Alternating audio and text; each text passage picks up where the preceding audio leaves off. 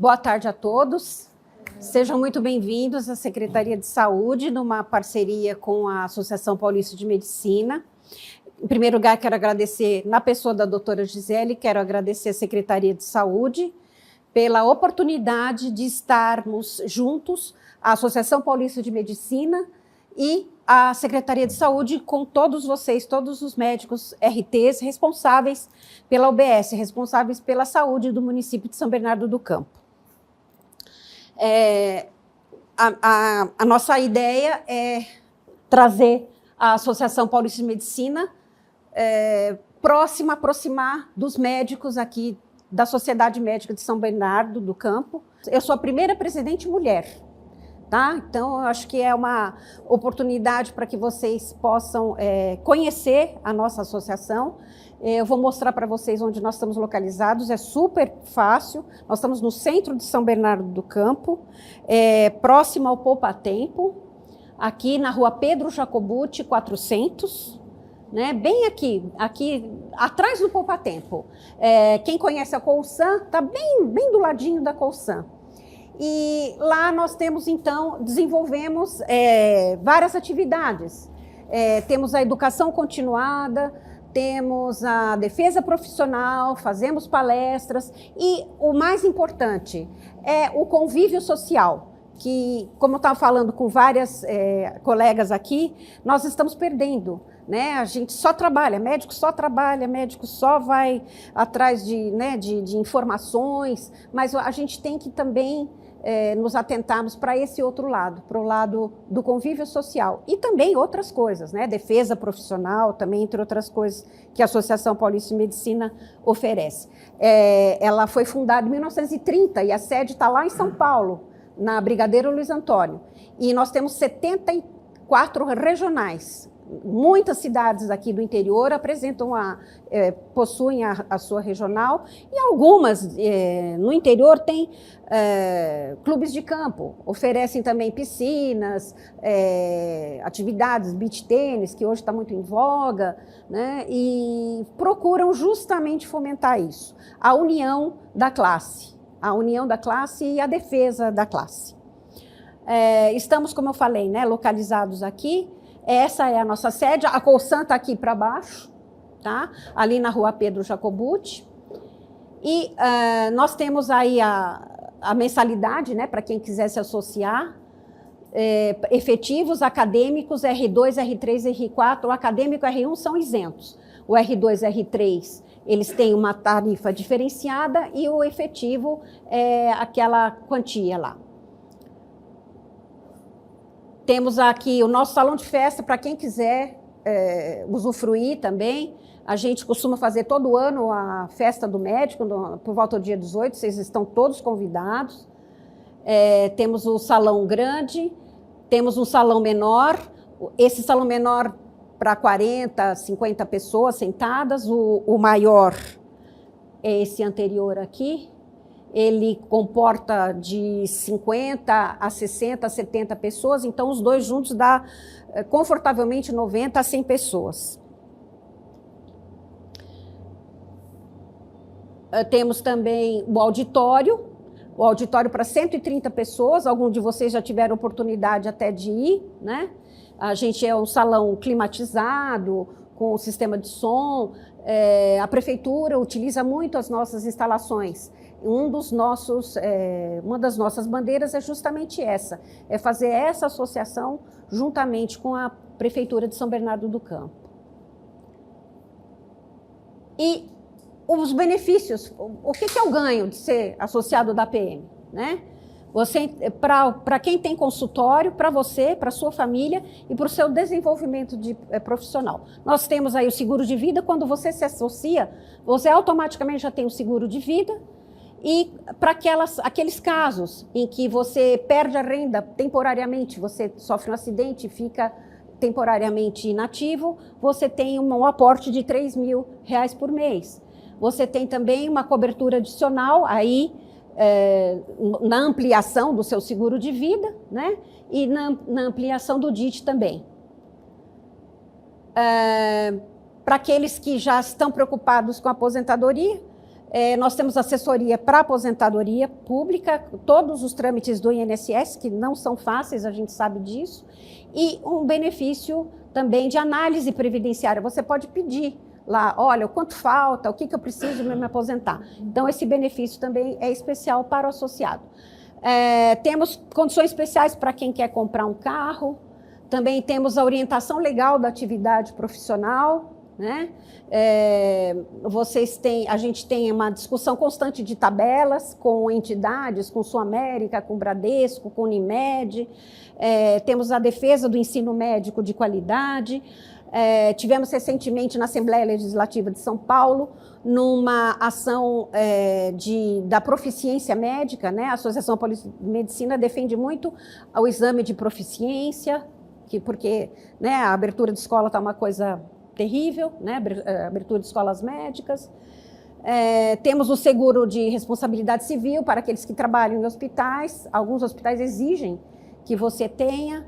Então, a gente tem, numa parceria com seguradora, você tem 15% de desconto. É um seguro caro, mas se o colega trabalha no hospital, é obrigado a ter esse tipo de seguro. Temos serviço de despachante também, que também, agora com o poupa-tempo já facilita mais, mas nós temos esse serviço de emplacamento, de licenciamento de carro, renovação de CNH, que é uma dor de cabeça para quem não tem tempo como nós, e aí a gente pode aproveitar o serviço de despachante deles. Temos também anúncios para quem tem imóvel para alugar, quer alugar o seu consultório, tem um apartamento na praia, tem um apartamento aqui, quer alugar, ou quer alugar o consultório, também pode se valer desses anúncios. E o residencial APM é um edifício que está atrás do edifício principal, lá na Brigadeiro, está na rua de trás, a Francisca Miquelina. Às vezes a pessoa tem um compromisso em São Paulo e não quer voltar para São Bernardo, quem mora aqui, por exemplo, no mesmo dia. Então, ele pode utilizar as instalações desse edifício. Quem é associado tem desconto muito bom. É um estúdio, um pequeno estúdio, tem a cama, a cozinha, e você pode alugar. E tem gente que aluga isso mensalmente. Extremamente bem localizado e muito confortável. A gente tem desconto para esse edifício, chama-se Edifício Floresval Meinão. E o plano de saúde, né? Quem quiser o plano de saúde, com o coletivo por adesão, o PME, ou aquele lá, para estudante de medicina também, tem valores diferenciados, com a Qualicorp, né? Então, pode ser o Bradesco Saúde, a Omint, há sempre um desconto para o associado da PM nesses planos de saúde. E seguros para automóvel, para residência, para PET, para o consultório, né? Para quem tem computador, quem tem aparelhos, né? Endoscópios. Também existe uma taxa diferenciada para seguros e não tem carência nenhuma. Apenas se associando vocês vão poder ter esse benefício. E os seguros diversos, né? Com várias empresas no mercado que têm condições ótimas para os associados. E o Clube de Benefícios também tem várias lojas que a gente pode comprar com desconto. Tem a Vivara, não está aqui, mas o Fast Shop, o Memed, tá? É um clube de benefícios com várias empresas que também oferecem descontos para os associados. Escolas, né, de idioma também, várias concessionárias de veículos. E a grande joia, que é o Hotel Fazenda. Quando você se associa à PM, você tem direito a frequentar o Hotel Fazenda. Ele está em Caieiras, muito próximo aqui de São Paulo. Tem chalés, tem piscina, tem academia, tem quadras esportivas, tem até cavalos, né, aras ali, que você pode, quem tem criança, pode levar, as crianças gostam muito. Estacionamento, centro hípico, né? E tem um restaurante, você fica lá, passa o final de semana, com taxas diferenciadas, é um ambiente muito gostoso, muito agradável. É o hotelfazendapm.com.br. A contabilidade, né? Porque também a gente não consegue, infelizmente, se livrar de imposto de renda, né? A gente também precisa, também tem esse serviço para os associados, alvarás e licenças de funcionamento para quem tem consultório, formulários, atestados médicos, quem precisar, né? Coworking lá, nós temos aqui também, se vocês quiserem usar aqui em São Bernardo, as salas com computadores, com serviços. Quem tiver secretária, tem o curso de secretária também, é muito bom. E vários eventos que temos congresso, temos atualmente o Congresso do Sono, que vai acontecer brevemente, também tem um desconto muito bom para o associado, é lá na PM, lá na Brigadeiro Luiz Antônio, no auditório de lá. Temos o Instituto de Ensino Superior com vários cursos em gestão hospitalar, tecnologia em gestão hospitalar e vários de pós-graduação também. Temos 2 revistas indexadas, que é a Medical Journal e o Diagnóstico e Tratamento, tá? São revistas com bastante divulgação no meio da sociedade científica.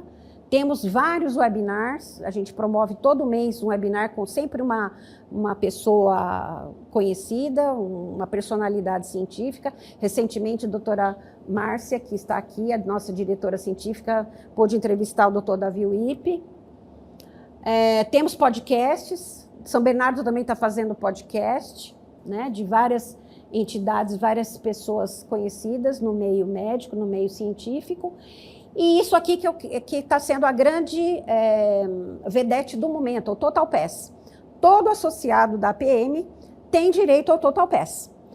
Cada um de vocês pode associar 4 CPFs na sua licença.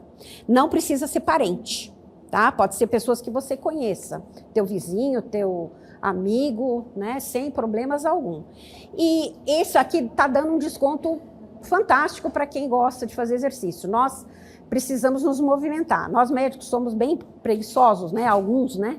Então a gente precisa se movimentar. E o Total Pass dá direito a todas as academias. Essa famosa agora, Velocity, né? Me informaram que o preço dela está na faixa de 160 ou 180. E com o Total Pass você vai pagar R$100. Há um desconto bem significativo, bem substancioso. E isso em qualquer academia a nível nacional. Se você for para Goiás, você vai ter direito. Se você for para Pernambuco, você vai ter direito. Se você for para qualquer outro estado, o Total Pass é nacional, tá? É uma coisa que vale muito a pena e todo mundo precisa se mexer, né? Os acadêmicos, então, estão adorando, né? O pessoal que está fazendo a faculdade está se associando bastante. Temos, né, eu já falei, o nosso podcast de São Bernardo, nós convidamos a doutora Rosana Torrano. Doutora Rosana Torrano, ela é advogada e a PM está muito ligada à OAB de São Bernardo do Campo. E por conta do direito médico, né? Hoje em dia a gente também não pode esquecer isso. E ela, então, vocês podem ter acesso no YouTube, está lá a entrevista. Ela foi também a nossa primeira entrevistada. E temos também os podcasts de São Paulo, né, que está fazendo também. É isso que eu queria mostrar para vocês, os benefícios de se associar à Associação Paulista de Medicina. Nós temos que fazer essa união da classe, né? A gente sabe que o médico não é uma pessoa muito voltada para a profissão, né? A profissão, né, a meu ver, né, é a mais bonita, né? Não tem como dizer que não é. Então a gente precisa agora, em São Bernardo do Campo, promover isso, essa união nossa da classe, né? Solicito que vocês entrem em contato com a gente, para a gente poder organizar movimentos, ideias que vocês, porventura, possam ter, né? Para que a gente possa promover exatamente isso, o convívio social, que é importante, e ter benefícios. Não se esqueçam, né? A Associação Paulista de Medicina, minha filha, por exemplo, deu um plantão aí, não recebeu. E para quem que ela tem que se reportar? Ela se reportou à Associação Paulista de Medicina. Nós temos a defesa profissional, é a nossa bandeira, é a defesa profissional gratuita, né? Assistência jurídica. Então, a gente proporciona isso para vocês e estamos aqui para informá-los, né? Para convidá-los, convocá-los a se associarem, tá? Felice, tá? Quem quiser, já tem o QR Code ali. e a gente já pode dar início aí à nossa união da classe. Muito obrigado, agradeço a atenção de vocês, agradeço novamente a doutora Gisele, e na pessoa dela, toda a Secretaria de Saúde, que está promovendo esse encontro.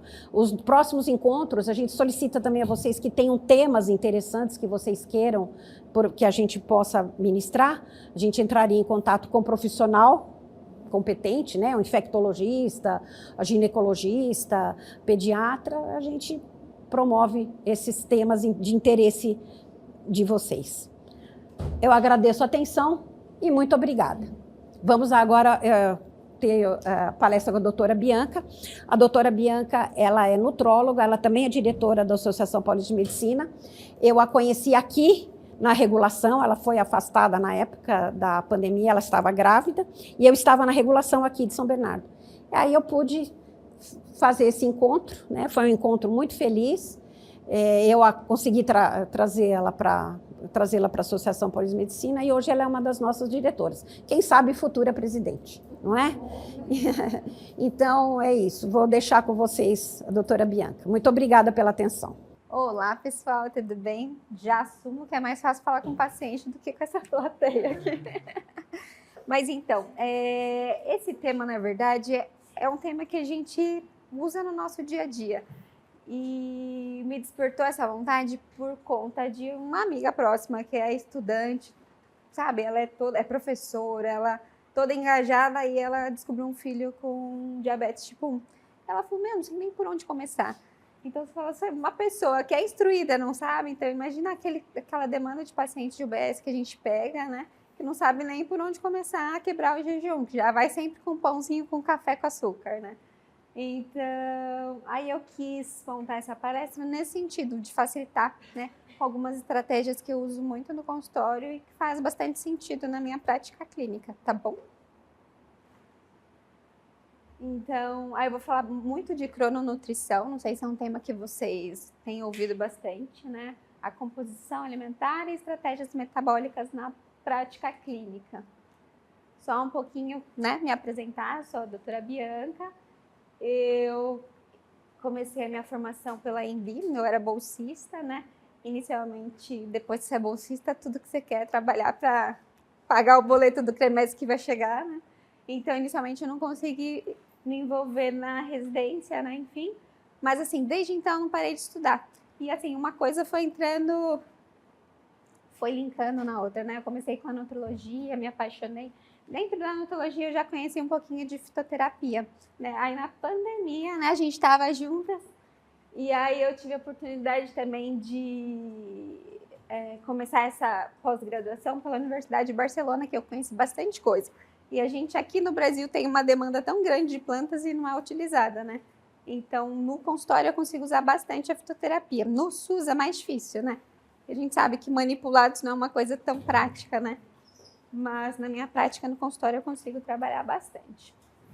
Enfim, continuei. Meu marido é personal, né? Então, assim, a gente troca muito paciente. Aí a medicina do esporte para entender um pouquinho a fisiologia do exercício, né? Porque na nutrologia a gente vê aquele monte de suplemento, mas você tem que entender quando usar, né? Porque senão você acaba inibindo o benefício do exercício, né? Aquele estresse positivo que ele traz, dando um monte de suplemento que pode inibir aquilo. Então, foi bem positivo nesse sentido. E agora, esse ano, para fechar, eu comecei a endócrina também, porque a parte hormonal cada vez está mais crescente, né? E a gente conseguir melhorar a qualidade de vida, enfim. E desde 2020, né? Que a gente começou essa parceria com a APM, né? Então, assim, se vocês antes não conheciam, né?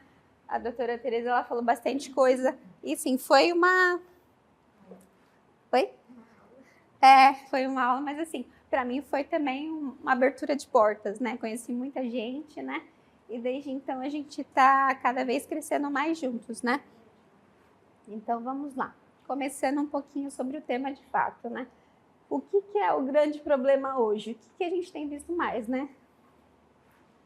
Resistência insulínica, diabetes, obesidade, aquela fadiga persistente e uma compulsão alimentar desenfreada. Não sei se vocês têm visto isso muito no consultório, né? Mas justamente por que isso acontece, né? Por que a gente está vendo esse estilo de vida cada vez mais inflamatória, justamente pela rotina das pessoas, né? Você vê que as pessoas não se desligam, né?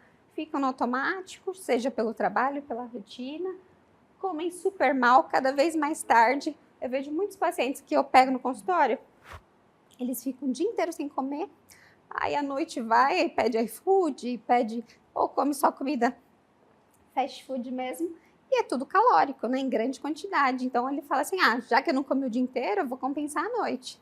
Só que à noite o nosso metabolismo é diferente, não dá conta de metabolizar todo aquele estresse alimentar, né? Então a qualidade do alimento é muito ruim, né? Em grande parte muito ultraprocessado, né? Alimento carboidrato muito simples, com alto pico glicêmico, né? E quando eu falo de privação do sono, é mais no sentido de qualidade, né? Que eu vejo que as pessoas tá naquele perfil. Em UBS vocês veem muito essa queixa de insônia, né? O paciente, ele precisa de remédio para dormir, só que ele precisa de remédio para acordar. E fica aquele looping e a qualidade do sono ele não tem de fato, né? E isso está diretamente relacionado com o quê? Com o estilo de vida dele, né? A própria higiene do sono ele não consegue fazer, é o dia inteiro na tela, né? E além de ter o efeito da luz prejudicando, né, a própria produção de melatonina, a gente vê o quê? Redes sociais. Cada vez mais as pessoas vivem se comparando, querendo viver a vida do outro, que não é verdade aquilo, né? E o corpo fica naquele estado de alerta 24 horas. É o que a gente tem visto muito, né? Então, assim, o pico de cortisol, que está diretamente relacionado com o quê? Com resistência insulínica, né? Então, assim, ele fica um corpo em alerta, que ele luta o fogo o tempo todo e ele não descansa, né? Então, tudo isso mexe com o nosso relógio biológico, tá bom? Então, é o que eu estava comentando, né? O metabolismo humano não foi feito para funcionar em estado de alerta 24 horas. E esse é o grande problema atualmente, tá? Em relação à parte alimentar, né? O que antes a gente pensava muito? Ficava preocupada mais em quantidade de calorias, déficit calórico, né? Quantidade de carboidratos na refeição. Mas hoje, quando a gente pensa, né? Pô, o paciente, ele tá acima do peso, mas mesmo fazendo déficit calórico, ele não tá emagrecendo. Por que isso está acontecendo?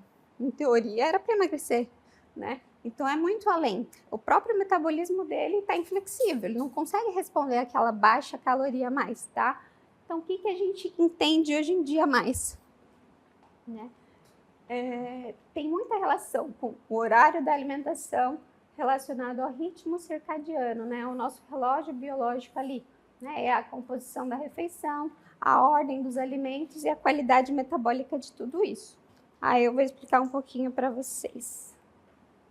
Né? E aí que eu chego na crononutrição, né? Que a crononutrição é justamente o horário que a gente alimenta em relação, o horário que a gente alimenta em relação ao nosso relógio biológico e a resposta metabólica que a gente vai ter quanto a isso.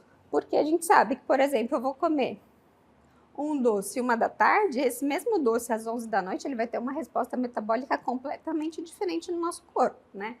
Então, a gente precisa entender que ao longo do dia, o nosso corpo é como se fosse desligando.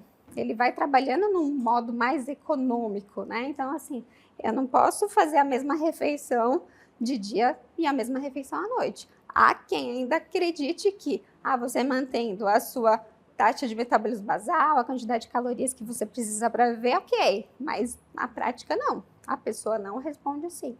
É porque à noite o nosso corpo quer descansar. Ele não quer ficar metabolizando aquela quantidade absurda de açúcar, entendeu? Então, aí justamente por conta disso, né? De estar tão bagunçado esse relógio biológico, a pessoa come mal, dorme mal. Então, o nosso eixo biológico está completamente alterado. Então, a resposta metabólica também vai estar bem ruim, né? Então, o paciente, se ele não consegue nem dormir direito, quanto mais ele ter o controle de fome e saciedade, né? Então, é isso que a gente precisa ajustar, né? E ao passo que esse paciente vai ficando cada vez mais estressado com essa alteração no relógio biológico, ele vai tendendo a diminuir esse gasto energético, ele vai ficando no modo estocador, que a gente fala, de inflexibilidade metabólica. Não sei se vocês já ouviram um pouquinho sobre esse termo, né? Que aí eu vou falar um pouquinho mais. Então, só para a gente firmar bem esse conceito, né? Então, durante o dia, o que a gente o que a gente mais tem? Maior sensibilidade à insulina, né? Melhor tolerância à glicose. Então, você consegue comer mais calorias e ter uma resposta metabólica mais favorável. Já à noite é diferente, né? E é natural, é fisiológico, porque à noite nosso corpo tem que descansar. Então, se ele tem que descansar e a gente não vai comer, a tendência é, às vezes, ter até uma hipoglicemia. De uma forma de sobrevivência, o nosso corpo faz o quê? Ele aumenta a resistência insulínica. Isso é fisiológico. Mas ao passo que você tem um ambiente totalmente estressante, come altas calorias à noite, o que é fisiológico passa a ser patológico. Eles começam a ter resistência insulínica, diabetes, tá bom? Então, na verdade, o que é para proteger vira uma patologia em si, tá bom? E aqui, assim, para ficar mais visual também, né, o nosso conceito, eu peguei 2 artigos que eu vou falar um pouquinho para vocês, né? Esse meal timing, ele fala justamente do impacto do horário da refeição em relação aos picos de glicemia. O que ele vai fazer?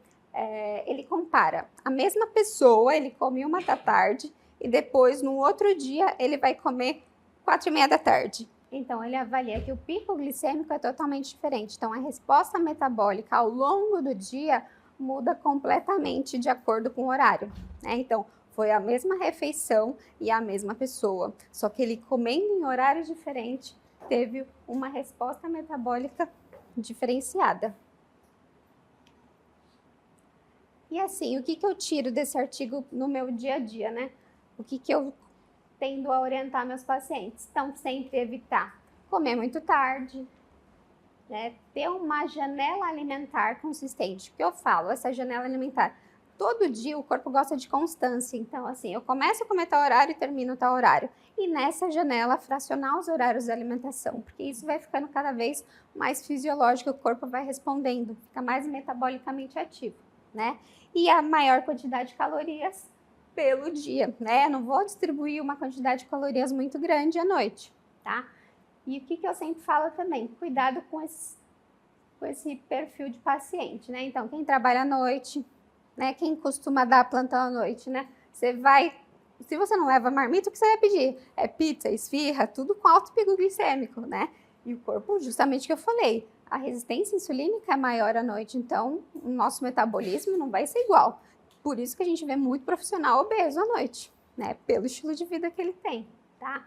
Aí, próprio paciente diabético, obesidade, menopausa, a gente sabe, né? Com a queda hormonal, as mulheres tendem a ter uma resistência insulínica importante também, né? Hoje a gente já fala até em a relação maior das mulheres com Alzheimer, até um nome novo que está surgindo é o diabetes tipo 3, justamente porque há um ambiente inflamatório que leva a um grau de demência mais precoce, tá bom? E o sono inadequado aqui também é outro fator, porque está totalmente relacionado com cortisol, que está relacionado com aumento de glicemia também, tá? E eu quis colocar essa fotinha, pus até uma menininha, né, uma criança, por quê? É um outro fator preocupante, né? Você vê desde criança esse hábito, comendo em frente à tela. Então, a pessoa não tem noção do que ela está comendo, da quantidade que ela está comendo, então ela não tem percepção de saciedade alguma aqui. Isso começando desde a infância. Então, você vê que a rotina, né, o panorama está muito crítico, né? Porque desde a infância a alimentação está ruim, né? Esse aqui é um outro estudo que eu peguei e o objetivo dele é o quê? É avaliar o impacto da ordem dos alimentos, né? Então, como eu monto meu prato? O que ele percebeu? O que ele percebeu? A diferença é o quê? Um grupo come primeiro o carboidrato, o outro grupo come o carboidrato por último. O que eles perceberam, né? Uma vez que você come primeiro fibras, proteína e gordura e deixa o carboidrato para o fim, a resposta glicêmica é muito melhor, né? O tempo de saciedade é maior também, então a resposta metabólica em geral vai ser positiva nesse sentido, né? Então, e o interessante é o quê? São alimentos diferentes? São quantidades diferentes? Não, é o mesmo prato, só que o mesmo prato você consegue modificar a resposta glicêmica, né? Então, isso também é um outro ponto positivo para a gente usar no nosso dia a dia. né? Porque assim, na UBS a consulta é rapidinha, né? Não tem muito tempo. Na consulta no consultório eu desenho a célula, eu falo assim, o que você pode melhorar, não sei o quê. Então, pensando na UBS, são alternativas práticas que você fala, o que você pode? Você não quebra o jejum comendo logo o macarrão, né? Vamos primeiro comer a saladinha, depois você come a proteína, deixa o carboidrato por último, né? Porque muita gente acaba comendo, e a gente sabe, você come um prato de macarrão, daqui meia hora você está com fome de novo, né? Porque fibra e proteína e gordura boa é o que dá saciedade, né? Então, muitas vezes, né, quando o paciente aprende a comer nessa ordem, muitas vezes ele nem aguenta todo o prato que ele costumava pôr, entendeu? E com isso ele consegue ter uma saciedade muito maior, tá bom? Então, assim, além de controlar a glicemia, aumenta a saciedade, controla os picos de insulina também, né? E assim, o paciente, ele acaba perdendo peso, né? Então, você vai vendo que ele vai tendo uma resposta metabólica muito melhor. Ele vai saindo daquele perfil inflexível para um perfil flexível. Ele volta a consumir gordura mesmo em repouso, tá? Outra estratégia que eu sempre oriento também, porque assim, geralmente nos pratos principais eu sempre falo isso. Começa pelo prato frio, que é a salada, depois proteína e gordura e deixa o carboidrato por fim. Agora, em lanches intermediários, né? Eu gosto sempre de também orientar o fracionamento, né? Porque às vezes o paciente também, tá em uso de caneta emagrecedora, enfim, ele tem uma tendência a ter uma compulsão maior. Eu sempre deixo os lanchinhos intermediários para um maior controle de saciedade. E aí, por exemplo, a fruta. Quantos idosos que vocês atendem que falam, eu não consigo jantar, tenho dor no estômago, como uma frutinha? A gente sabe que a fruta é ótima, mas assim, ela tem frutose, então ela faz pico glicêmico isoladamente também. Então, o que você tem que orientar? Associe grupos alimentares, pega uma fruta, coloca um iogurte, coloca uma chia, uma aveia, enfim, associe os grupos, que aí o controle da saciedade é maior e evita esses picos, tá bom? Então, evitar sempre o quê? Carboidrato simples isolado. É o que eu falei, o paciente está acostumado com pãozinho com manteiga e o café com açúcar. A gente sabe que de manhã você acorda, tá tudo baixinho, insulina, glicemia. Se você quebra o jejum com pico de açúcar assim, você vai ficar mantendo essas oscilações de inflamação. Isso só piora a glicemia e vai ganhando peso, não tem jeito, né? Então, como você quebra o jejum? Nunca com... Esses dias eu atendi um paciente acima de 60 anos, ele, eu sempre gosto de perguntar o recordatório. Ele falou, eu quebro meu jejum com leitinho com Toddy. Eu falei, mais de 60 anos leitinho com Toddy. Você vê que é uma coisa cultural, né? E ele não desprende. Então, você tem que... Claro, você não vai fazer uma dieta radical, querer mudar tudo, mas assim, muda... Vamos começar com um cacau 50%, pelo menos? Vamos tentando, assim, dar uma... né? Um jeitinho, porque assim, não dá para manter isso. Com 60 anos, tomando leitinho com Toddy, quebrando o jejum, não dá, tá bom? Então, esses exemplos aqui é o que geralmente, assim, o ovinho é uma coisa prática, né? Tem sempre aquele paciente, eu não consigo ovo de manhã. Vai dando outras alternativas, né? Põe um iogurte com fibras, né? Mas tem opções, né? A gente tem que usar.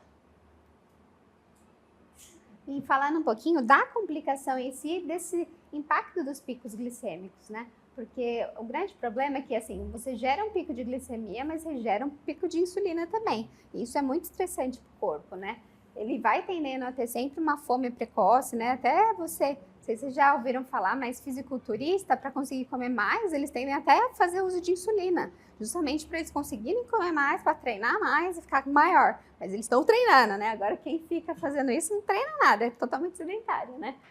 E, enfim, não falando que o fisiculturista está fazendo certo também, né? Tá errado. É por isso que até uns acabam morrendo sem saber. Mas, enfim, os picos de glicemia acabam aumentando a inflamação por vezes, né? É aquele perfil de paciente que, nossa, eu almocei, tô quebrado, né? Não aguento mais, só de pensar que tem o segundo round do trabalho, eu não tenho forças. Né? Então, é muito comum isso aqui também. E, querendo ou não, uma vez que você tem uma tendência à resistência insulínica, para você evoluir para um diabetes é muito fácil também, tá? Aí, falando agora um pouquinho mais da insulina em si, né? O que é o grande problema de manter a insulina crônica aumentada? Vai favorecer esse perfil que eu comentei, o perfil estocador, que é aquele perfil inflexível, né? mesmo em repouso, ele não consegue consumir gordura, né? Então, ele usa outras fontes de energia para fazer qualquer coisa em repouso, né? Então, assim, às vezes até músculo, né? Então, vai tendendo a ser aquele perfil de paciente obeso e sarcopênico. Ele vai perdendo massa muscular porque ele não consegue usar gordura, né? E é esse cenário que a gente tem que se preocupar, porque esse perfil de paciente é o mais inflamatório que a gente tem, tá? E aí, justamente pelo aumento da insulina, né? Você vai tendo mais compulsão, porque o grande problema é que acontece, porque eu vejo muito de paciente falando assim, paciente obeso, às vezes falando, nossa, eu faço hipoglicemia. Mas você faz hipoglicemia porque você tem uma resistência insulínica tão alta que para dar conta de você controlar a glicemia, o que o pâncreas faz? Produz muita insulina. No que ele produz muita insulina, você faz aquele pico de insulina e uma hipoglicemia de rebote. Aí você tem aquele mal-estar, aquela sensação ruim, né? E aí vai dando o quê? Compulsão, você fala, aquela necessidade de comer. Geralmente é o que é mais prático, que é o carboidrato, tá bom? E aí só inflama mais, é aquele looping, né? E uma coisa interessante também, né? Os estudos têm mostrado, né? Quanto mais as mulheres com essa predisposição à SOP, elas forem expostas ao aumento da insulina, mais elas tendem a formar hormônios andrógenos, né? E isso aumenta andrógenos, diminui a CHBG e só vai piorando a SOP dela, tá bom? Então, a grande questão, né? O objetivo não é apenas corrigir a glicose, é reduzir a necessidade constante de correção. Porque muita gente, mesmo o paciente que usa insulina mesmo, ele fala assim, vou comer esse doce e depois eu corrijo com a insulina. Mas a grande questão é essa, assim, não quer dizer que você está controlando a glicemia com insulina, que isso é bom. Porque você vai mantendo vários picos de insulina e isso vai agredindo o seu corpo, vai inflamando, estressando e principalmente mulheres, está tendo estudos falando disso, da relação de mulheres diabéticas tipo 1 desenvolvendo SOP pelo uso acelerado da insulina, tá? E quando a gente fala de controle glicêmico, né, é sempre bom falar sobre a dieta low carb, porque assim, no mundo ideal, a low carb seria perfeita para esse perfil de paciente, porque controla muito bem a glicemia, porque você dando conta da quantidade de calorias que você, de carboidratos, né, que você consome, com certeza vai ser um controle muito melhor da glicemia, vai ser mais regular, né, você vai evitar aquelas oscilações que geram os picos de glicemia, né, então você tem o controle melhor da glicemia, da hemoglobina glicada, inclusive de triglicérides, né, então assim, você pode ter um controle melhor da estetose hepática, que está totalmente relacionada à resistência insulínica também, né? Então, mas o grande problema é o quê? A aderência, né? Não é todo mundo que consegue fazer uma low carb, ainda mais esse paciente que está sempre habituado, né, a comer carboidrato com grande intensidade, né? Então, assim, por isso que você tem que individualizar bastante, né? Que perfil que geralmente tem uma resposta muito rápida, aquele perfil que, nossa, já tá desesperado, ele falou, não virou a chavinha, ele falou, não posso mais continuar assim, que tô agredindo meu corpo, eu percebi, tive algum problema de saúde que acabou levando isso, então assim, esse perfil de paciente consome muito carboidrato, muito industrializado, então quando, tipo, é aquele perfil, Coca-Cola e pizza todo dia, né, então com certeza um paciente sair disso para uma low carb, ele vai ter uma resposta metabólica muito importante, né, então ele vai responder super bem, então com certeza melhora a glicemia, hemoglobina glicada, né, a própria insulina. E paciente em uso de caneta, né? Porque o paciente em uso de caneta, ele tá com a saciedade muito controlada. Então, você entrar com uma low carb para ele, vai ser muito fácil a aderência também, né? Mas é aquilo, é perfil de paciente. Na OBS é muito difícil que a gente consiga, com todos os pacientes, falar, vamos fazer uma low carb, restringir o carboidrato. Eles não vão dar atenção, não vão aderir, né? E para ter sucesso no trabalho, você tem que ter a aderência do paciente, tá bom? Uma coisa que eu acho importante falar é sobre essa piora transitória da retinopatia diabética, porque assim, a gente é muito preocupado em controlar a glicemia, mas em perfil de paciente grave, né, a gente tem que ter uma atenção redobrada, porque ao passo que o paciente está exposto cronicamente a uma inflamação, a picos de insulina e glicemia, ele vai tendo uma adaptação dos vasos, né, então você tem uma alteração a nível de circulação, né, a nível de microvasculatura ali da retina. Então, se você faz uma intervenção muito abrupta, você pode ter essa piora transitória, que na literatura é dito como normal. Só que a longo prazo, o benefício de controlar a glicemia, com certeza vai ser sempre maior, né? Então, em relação a gente conseguir manter os órgãos-alvos bons, né? Cérebro, rim, retina, coração, né? Mas o que eu quero dizer, só um alerta mesmo. Para esse perfil de paciente tem que ter um cuidado redobrado, sempre a equipe multi, fundo de olho, né? Porque às vezes ele nem sabe que tinha o problema, aí do nada ele fala, nossa, doutor, comecei o seu tratamento, não estou enxergando, entendeu? O que pode ser? Pode ser essa própria alteração da retina transitória, tá bom? E assim, basicamente da parte de alimentação, foi essa parte que eu quis falar para vocês, né? Que é justamente os horários da alimentação, evitar comer muito tarde, fracionar os grupos alimentares, né? E evitar carboidrato isolado. Então, assim, no dia a dia, eu acho que são orientações práticas para vocês falarem para os seus pacientes, né? Então, eu acho que já com a alimentação é a base, né? Aí eu quis pôr um pouquinho da suplementação, mas a suplementação é para quem merece, né? Não adianta o paciente comer mal, dormir mal, ser sedentário e fazer suplementação, só vai gastar dinheiro, né? Então, eu quis colocar alguns que eu utilizo na minha prática clínica, né? Mas não que eles sejam milagrosos, eles só vão funcionar e otimizar o tratamento se o paciente tiver os pilares fundamentais da saúde bem equilibrados, tá bom? Então, começando aqui um pouquinho com a creatina, que hoje eu acho que é o suplemento mais estudado, né? E ele era muito falado mais para performance, né? Só que hoje a gente sabe que o músculo é a região que mais capta a glicose, se for pensar. Então, se eu tiver um músculo ruim, com uma baixa captação de glicose, então a tendência a ter uma resistência insulínica, um pré-diabetes é muito maior. Aí, se eu melhoro a qualidade desse músculo, será que eu não melhoro a resistência insulínica? É justamente nesse ponto que a gente trabalha, né? Então, a gente conseguindo melhorar uma composição corporal, eu vou ter um controle da glicemia muito melhor também. Essa resistência insulínica vai melhorar. Ainda mais se eu utilizar a creatina junto com o exercício, porque a gente sabe que a associação é muito positiva, né? Então, assim, a gente não vai ficar dependendo só de insulina, a gente vai ter o GLUT4 ali a nível de membrana melhorando a captação, tá bom? Ácido alfa-lipoico. Aqui não é nem para falar em controle de glicemia, é mais porque ele é um potente antioxidante. Então, assim, ele vai melhorar muito o estresse metabólico, o estresse oxidativo, e assim ele consegue melhorar a microcirculação a nível neural. Então, os pacientes têm tido resposta positiva no controle de neuropatia diabética, né? Tanto a nível de dor quanto a nível de parestesia, os benefícios têm sido positivos, tá bom?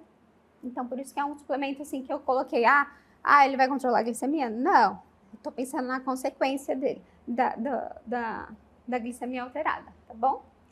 Berberina. A berberina é uma plantinha que eu gosto bastante, viu? Eu uso principalmente em paciente que tá inflamado com uma resistência. De fato, o diabético, geralmente eu não uso, mas um paciente que tá resistente, que tá só acima do peso, ele tem uma resposta bem importante, porque os estudos mostram que ela tem uma relação muito grande com a metformina, elas atuam muito parecidas, né? Então, assim, a nível de AMPK, ele melhora a captação, controla triglicerídeos, né? Diminui a formação de glicose pelo fígado. Então, na literatura tem bastante ponto positivo em relação ao berberina, tá? E além disso, eu pego muito paciente com desbiose, né? Hoje a gente fala muito da desbiose. Que é importante a gente falar da conexão intestino-cérebro, uma vez que o intestino faz um monte de autoanticorpos, né? E a berberina tem tido um papel bem importante no controle dessa inflamação intestinal, né? Tanto a nível de inflamação, quanto a nível de microbiota, tá bom?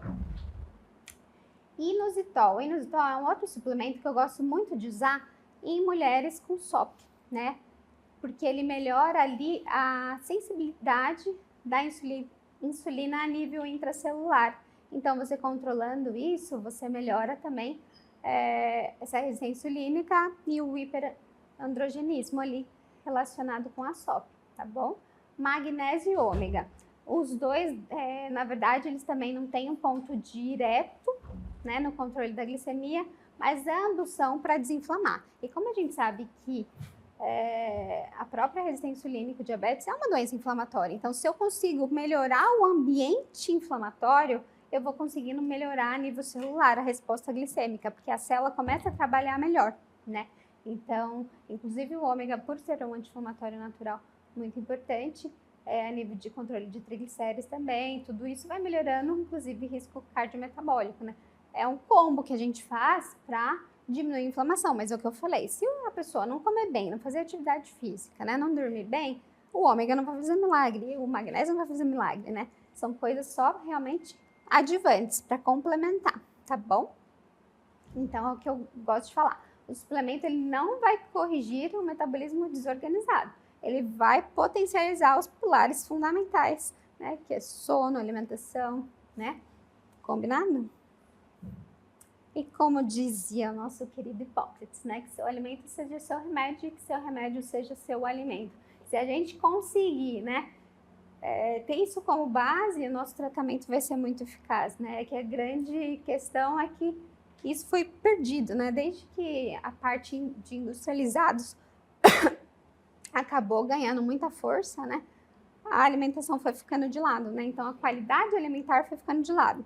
E aí o que a gente vê é a polifarmácia, remédio para tudo, sendo que a base é aqui, tá bom? Combinado? Era isso que eu queria falar com vocês, né? Espero que consigam absorver alguma coisa que tenha sido positivo, tá bom? Aí tem as referências, se vocês quiserem, a gente deixa disponível, tá bom? É isso.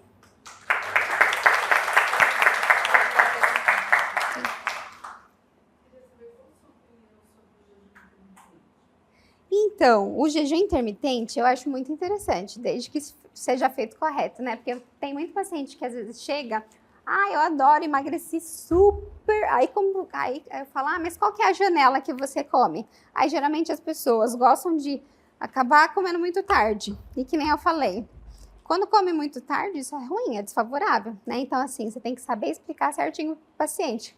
Primeiro, como vai quebrar o jejum? Vou quebrar com carboidrato? Jamais, né? Vamos quebrar ali com fibras, com proteína, né? E tentar jogar a janela mais cedo possível, né? Não deixar lá, porque eu pego muito paciente que às vezes 9, 10 está jantando. Isso é ruim, né? Porque aí acaba com esse processo de crononutrição que a gente comentou, né? Então, assim, o quanto antes, ali até umas 8, né? Eu gosto um pouquinho antes, né? Mas até umas 8, ok. Mas a importância de você iniciar justamente com proteína ou fibras ali, para manter um jejum adequado, né? Porque tem na literatura falando do benefício a nível de anti-inflamatório, né? De controle metabólico, que tem bastante estudo falando que é positivo, mas você tem que saber fazer direitinho, né? Se você faz de qualquer jeito, não tem jeito. Você vai continuar inflamado, né? E até porque eu vejo também paciente assim, nossa, eu consegui perder 20 quilos com jejum intermitente, aí eu estagnei. Por quê? O corpo se adapta, né? Então, tudo a gente precisa fazer o quê? Gerar adaptações, seja treino, seja alimentação, isso eu percebo muito, né? Tem paciente que, tá mulher então, né? Que entra na perimenopausa, que tudo desregula, a taxa de metabolismo basal cai demais. Então, assim, a mesma quantidade de comida que você comia, o mesmo treino, era positivo, chega uma hora que não é mais, então você tem que adaptar, né? E o jejum é a mesma coisa, às vezes você faz todo dia, às vezes você fazer 2 vezes na semana já vai ser um estresse positivo para o seu corpo, entendeu? Então, associar estratégias é a melhor coisa, tá bom? Doutora, podia falar um pouquinho de adoçantes? Posso falar de adoçantes. Antigamente, né, a gente falava muito para o controle de glicemia, mas hoje os estudos já mostram que tem alguns adoçantes que já mostram também relação com resistência insulínica, né? Então, assim, mundo ideal, tudo que é natural, né? Sem nada. Mas, assim, é claro que um paciente diabético que ele não consegue viver sem, ok, porque não vai ter a caloria ali, né? Mas você vê que tem uma tendência maior o paciente que usa em excesso, se você saber controlar, mas, assim, eu faço o que eu posso. Falo, vamos tentar mudar para o chazinho, porque o chá a gente consegue tomar sem açúcar, né? É suco natural, pô, tem o próprio doce do suco, entendeu? Então, se puder evitar ao máximo, eu prefiro. Justamente porque os estudos mostram da relação. E, além disso, também, da relação com a resistência insulínica, a relação com a alteração de microbiota também. E Alzheimer? Alzheimer, não sei, não ouvi ainda, né? Mas, assim, pode ter relação com a própria microbiota. Você acaba mudando, aí diminui a absorção, né? É a mesma coisa os inibidores de bomba, né? Falam da relação com Alzheimer. É justamente isso, porque você tem uma baixa absorção de nutriente, B12 lá embaixo. E hoje tem estudo falando da relação de B12 com Alzheimer também. Então, na verdade, é uso crônico, né? Se é uma coisa esporádica, agora, se é uma exposição constante, né? E o intestino, hoje a gente sabe, imagina, ele é enorme. Então, assim, a absorção dele frente a esses alimentos industrializados é muito grande. Então, por isso que cada vez mais tem crescido o quê? Câncer, Hashimoto tá brotando também, né? Por quê? Porque é doença autoimune. E quem gera o autoanticorpo é o intestino. E então, aonde que tá o problema? Na alimentação. A alimentação é a base, sempre, tá bom? E a validação dos probióticos? Então, o probiótico a gente tem que individualizar muito também, né? Porque às vezes o paciente está todo inflamado, distendido, com diarreia, constipação crônica, aí você vai falar, vamos melhorar sua microbiota, toma probiótico. E às vezes não adianta, porque você está dando bactéria boa, mas até que ponto aquele paciente que está todo inflamado, aquela bactéria vai somar, às vezes só vai fermentar mais, né? Então, primeiro a gente precisa fazer corrigir a inflamação para depois sim reflorar, né? Porque você somar bactéria boa no ambiente que está todo ruim, não vai adiantar também. Mais alguma? Essa suplementação que você faz é individualizada. É individualizada. Não, aqui eu coloquei os que eu costumo usar mais, né? Mas assim, eu sempre individualizo também. E tem um... Você usa mais para mulher, sem só. Para mulher, aqui a creatina eu sempre uso, ômega eu sempre uso, magnésio, porque o magnésio, por exemplo, nossa, eu tive neném faz pouco tempo, aí aquele distúrbio do sono terrível, né? Então, eu tava dormindo muito picadinho, aí eu comecei a usar o magnésio sempre antes de dormir. Nossa, o meu sono ficou muito mais reparador, ele melhora muito a qualidade do sono. Aí, você ajusta sono, você ajusta o eixo do cortisol, aí você ajusta todo o seu ciclo circadiano. Então, assim, pra mulher é outra coisa que eu gosto de usar bastante também. E com perfil também inflamatório, porque assim, como tem muita gente inflamada pelo estilo de vida alimentar, a berberina eu uso bastante. Não tem nenhuma contraindicação. Dependendo do que você usa, mulher gestante. E a ideia é também não usar contínuo, né? Por exemplo, você usa a metformina, você pode usar por bastante tempo.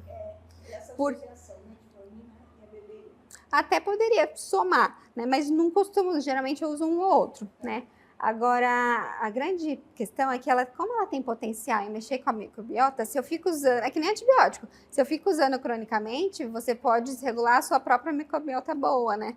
Então, a ideia é você usa 1, 2 meses no máximo, reavalia, vai vendo como que os pacientes ficam, né? Você já teve algum caso de retirar a metformina e ficar só com a berberina? Já. Hashimoto, nossa, eu mesma, eu digo por mim mesma, que na gestação eu acabei descobrindo. Meu anti-TPO foi lá nas alturas. Aí eu comecei. Primeiro é tirar glúten, né? Que a gente sabe da relação do glúten com a tireoide, que é bem intensa. E aí eu associei a berberina, fiz uma modulação intestinal lá. E aí melhorou bastante. Aí eu não precisei mais usar o T4. Agora na gestação eu precisei, porque na gestação desregula tudo, né? Mas não precisei mais, né? Então, assim, nada melhor do que tratar a gente pra gente conseguir ter o melhor pro paciente também, né? Mas aí outra coisa que eu falo muito do intestino é modulação intestinal com nervo vago. Porque você pega um paciente na emergência, tá lá, com taquicardia, o que a gente faz? Estimulação vagal. Porque ele consegue controlar esse sistema simpático acelerado, né? E os estudos mostram a relação do eixo intestino-cérebro, justamente quem conecta o nervo vago. Então, você fala para paciente que é muito acelerado, tem síndrome do intestino irritável, faz manobra vagal, faz exercício de respiração, tipo no yoga que ensina, né? Gargarejo, água fria, tudo isso estimula vago. E aí você consegue controlar melhor o intestino também, né? Tem bastante coisa positiva nesse sentido. É bem interessante essa linha. Certo? Então é isso, gente. Agradeço a atenção de vocês e espero que vocês tenham aproveitado bastante. Aguardamos vocês aí para o mês que vem, com assuntos bons também. Eu acho que vai ser hipoglicemiantes, com o Dr. João Sérgio, um endocrinologista bem antigo aqui da região. Depois a doutora Silvia com insulinoterapia também. E aguardo aí os temas que vocês possam Sugestões, né? sugerir, tá? E não se esqueçam, nós da entidade médica, nós médicos temos várias entidades que nos cercam, né? Aos quais nós somos subordinados. CRM é o Conselho Regional de Medicina, que é um órgão fiscalizador. Ele é um órgão que vai fiscalizar hospitais, clínicas e a nossa prática médica. O CFM é o Conselho Federal de Medicina, que legisla, né? Que é o órgão superior que determina e dá todas as diretrizes para a prática médica. A AMB, Associação Médica Brasileira, a qual estão subordinadas todas as sociedades de especialidades. Sociedade Brasileira de Pediatria, Sociedade Febrasgo, SOGESP, SOCESP, todos estão subordinados à AMB e aonde você vai tirar seu título de especialista. Mas a Associação Paulista de Medicina, a nossa APM aqui, é que realmente vai atrás do direito médico, da nossa defesa profissional. Não se esqueçam disso. Tá? Muito obrigada pela atenção. Agora deixo vocês com a doutora Gisele.